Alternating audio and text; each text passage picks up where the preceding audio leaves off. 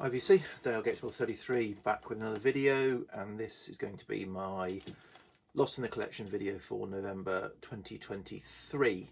So this is where I go back and revisit 10 records in the month that I've neglected and left on the shelf for at least 5 years without spinning them.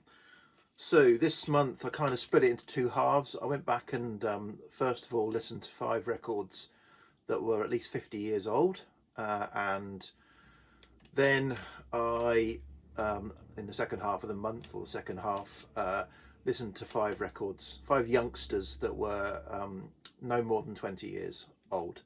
So yeah, so let's see how I got on. And I've got some, as normal, I've got some notes in front of me because I've forgotten what I thought 4 weeks ago because my memory is shocking. So first up is this album.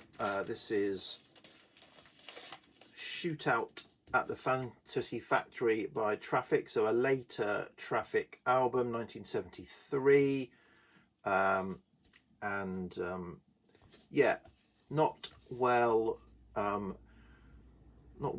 kind of liked or held up as a strong album in Traffic's catalogue, but I enjoy it. I really enjoyed it. So yeah, it's kind of often cited as being a bit tired, a bit of a kind of end game, going through the motions type album. But for me, I think for me it gave it a kind of a kind of restrained, mellow, lush feel to it, which I enjoyed. So yeah, so the title track itself is quite a kind of rocker compared to the rest of the album, maybe. Roll Right Stones is quite a mellow album, but yeah, overall I thought it had a really good feel to it. This is an original with the die cut, obviously, sort of sleeve. They did a couple like this. What was he called? The Low Heeled Spark one has also got this sort of sleeve. Whatever it's called. Too long a title for me, sorry. So there, this is I say an original 73 on the Pink Island label. So yeah, really enjoyed that. Okay, next up is this album. This is by Damon, Song of a Gypsy. So this is a reissue on Now Again. I think the original came out I should have checked, 68, 67, 68, something like that. Psych, sort of singer-songwriter psych album. And this is one of those sort of small run press, lost classic, private press, one and done artist that kind of disappears, or made a few singles but kind of disappeared. The album gets rediscovered many years later and they get a kind of cult following, and the artist is kind of unaware of this kind of re-emerging success, and it's too late for them and they've already had a life of loss and tragedy. That's pretty much it. So comes with a I didn't just make that up. Comes with a booklet which I kind of read. Gives a kind of quite a nice backstory. I think that's the original cover that the album would have had when it was sort of originally released. But yeah, kind of story. So I think you say that the artist kind of made this album, as I said, and then he kind of couldn't make it, kept trying, kept not quite making it, and kind of gave up, and had a bit of a hard life then with kind of drugs and addictions and stuff like that, and estranged from his family, but eventually kind of got discovered. What else have I written? Yeah, Charlie Carey is who he teamed up with this, who provides a lot of the guitar. So it's got a lot of kind of the fuzzy psych 60s guitar on it, which gives it, I think, obviously the attraction to it, and hence it's got that kind of cult following. That wasn't very well explained, was it? But yeah, I really enjoyed that. Really enjoyed going back to that.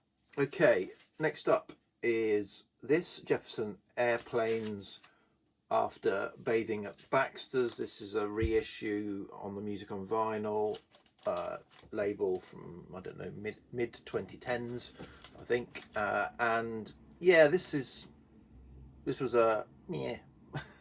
And I wasn't sure if it's the pressing or they're all like that. It felt a bit muddy, a bit, the mixing wasn't great. It was kind of a little bit of an assault on the ears, a bit of a mess. But I say that might have been this pressing, although Music on Vinyl are normally pretty good. So yeah, so it took me a while to get into it. I think I enjoyed the second side more because also got accustomed to the sound. But yeah, it didn't stand out. Isn't my favourite, Jefferson Airplane album. But let's say it might have been this actual pressing rather than the record itself. Yeah, slightly underwhelmed, and I felt therefore it kind of had some nice moments, but sort of a bit meandered a bit. Okay, next up is the debut album by Noi, so a krautrock album. Opens with the fantastic Hallo Gallo track. However, I didn't enjoy this either, and I think this was the pressing, or I hope it was the pressing. I hope the originals aren't. So this is again a reissue that I've got maybe in the last 10 years on white vinyl. It sounded really thin and didn't have enough oomph behind it. And Hallo Gallo is one of those songs that it needs a bit of oomph. It's got that driving, pulsating beat to it, and this sounded a bit thin, a bit weak, and I've got it on comps and some krautrock CD comps, so I know that it shouldn't sound like that because they sound much more meaty.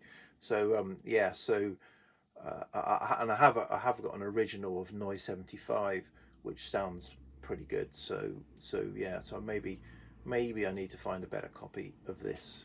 I did think about getting their box set, but I was a bit, obviously with the kind of that pressing, I wasn't sure whether to shell out for another reissue that doesn't sound very good. And obviously the box set is quite expensive, and I've already got the original Noise 75, so do I need it? So yeah, so I'm not sure where to go with that now. I'll try and get rid of it and find a better one. And then finally, in the 5 oldies is this album, Abraxas by Santana, so probably lauded as the sort of the classic, the pinnacle or the high point of Santana's catalogue, although I think several of their early sort of first 4 or 5 albums are all pretty strong. Yeah, not played this for a long time, obviously, as part of this theme of these videos. It's got some real Santana classics on it, so it's got Black Magic Woman going into Gypsy Queen. It's got Oyo Kama Va, and it's also got Samba Party, so they're all real Santana classics.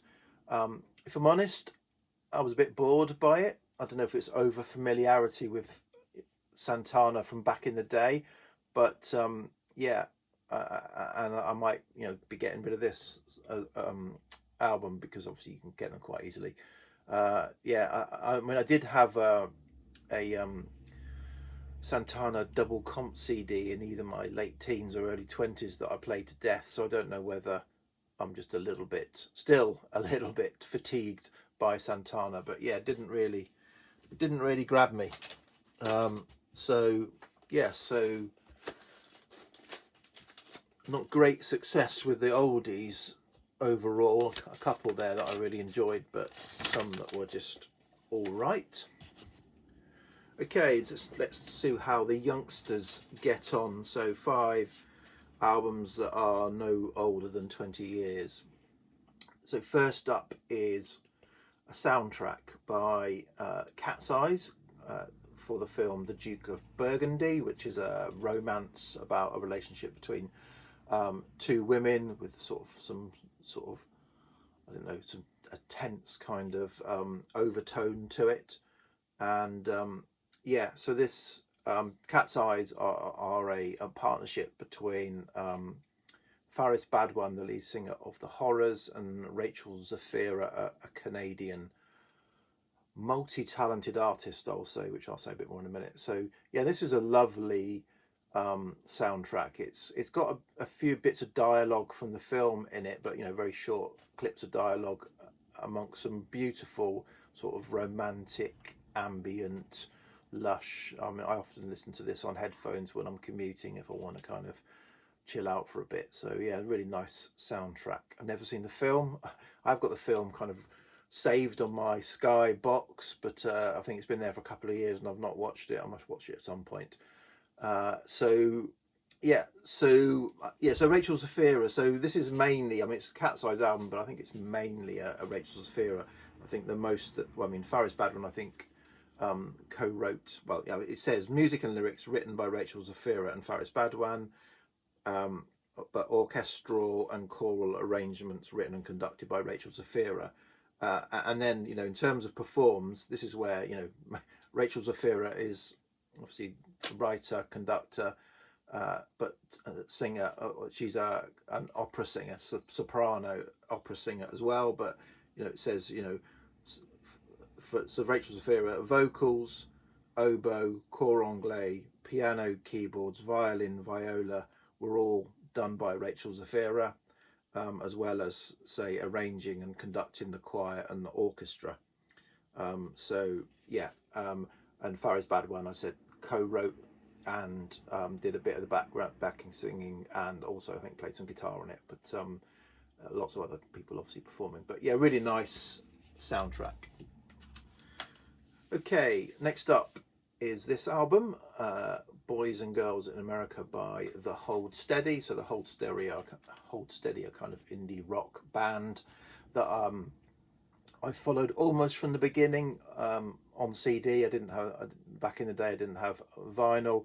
Originally kind of came out of a band called Lifter Puller, which I've only heard a little bit by. I wasn't into them, but certainly The Hold Steady early CDs were popular in the car.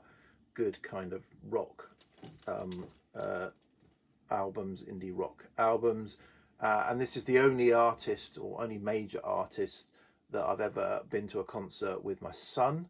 So went to see them probably about 15 years ago, 14, 15 years ago in London with my son. And yeah, it was good. So it sort of bonded with my teenager who was going through stroppy, my son who was going through stroppy teenage years at the time. So managed to kind of find some connection between the Hold Steady and yeah, and it's really, I mean, the concert, it's just amusing because you know, they are fronted by the sort of most atypical frontman. It looks like your geography teacher or your maths teacher comes out and then just goes absolutely crazy on stage. And yeah, they're really good evening, good guitarist as well, so enjoyed that. This is a great album, probably my favorite of theirs. You know, it opens with three great songs, Stuck Between Stations, Chips Ahoy and Hot Soft Light. 1, 2, 3 really great songs. And also I think Chill Out 10 was always quite a popular sing-along song with the kids in the car. But yeah, really good to go back to that. This is a UK original, gatefold, which I bought kind of when I got back into vinyl. Was one of the albums I wanted to get on vinyl, having got the CD. Okay. Next up, this Uncle Acid, or Uncle Acid and the Deadbeats, and Mind Control. So this is kind of heavy psych, stoner psych, double album on white vinyl. Cover's a bit too small, so you can't get the records in the inner sleeves in the cover. On Rise Above Records, who I was following quite a lot at the time, getting a lot of their stuff, who did a kind of lot of heavy psych type albums. Yeah, this is also an annoying, this is a double album, 4 sides of music, 51 minutes, so you know, short sides of music. Yeah, kind of 51 minutes is an awkward length of album to make for the vinyl era, so you know, probably don't, I would say, to artists. Either make a 40 something minute album that fits on one record, or make a 60-70 minute album that fits on 2. Obviously, it annoyed me so much I even made a note that side A is 11.5 minutes long at 33 RPM. So it's just like, obviously they've stretched it out, but didn't, you know, to 4 short sides. Anyway, stop ranting about that now. And it, yeah, the mix is a bit muddy as well. So it's okay Stone. I think they've done better stuff than this. So it was okay, and I'm not sure if I'll be holding onto it. Okay, another album that's okay is this. So this is Nicolas Godan. Nicolas Godan is half of the French artist Air, and yeah, this is an instrumental album inspired by Bach, so it's kind of like modern take on Bach type music, I think. And yeah, it's pretty good. It does what it says on the tin. Oh, there's Nicolas Godan looking thoughtful. It does what it says on the tin.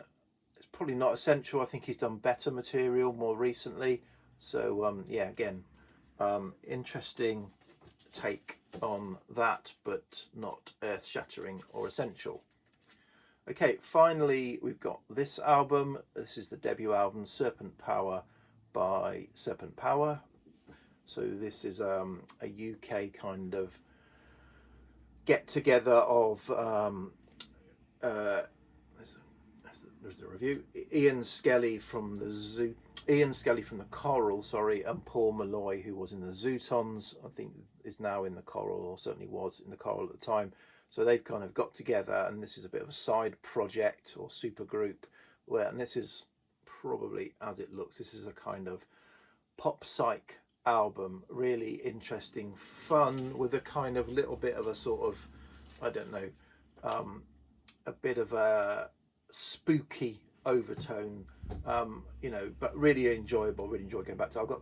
They've done 2 albums, and I've got both of them, Serpent Power, and yeah, I think the title tracks probably give you a good indication of what this is like. You know, Dr. Lovecraft's Asylum, The Man Who Shrunk the World, Lucifer's Dreambox, Candyman, The Siren, Vampire for Your Love, Last Ape in Space, Killer Cherry Pie. You know, it's a fun but kind of spooky pop psych album, and really enjoy going back to that. So there you go. There's 10 albums, and I think the youngsters just tipped it this time. You know, I think I enjoyed going back to the youngsters more than some of the more established and older artists there. But yeah, enjoyed that month's listening. So we'll be on 18 minutes. Yeah, so I'm way behind in making videos. I need to make quite a few thread videos, so I'll try and get on that, but then I always say it and don't. But yeah, okay, cheers VC, bye.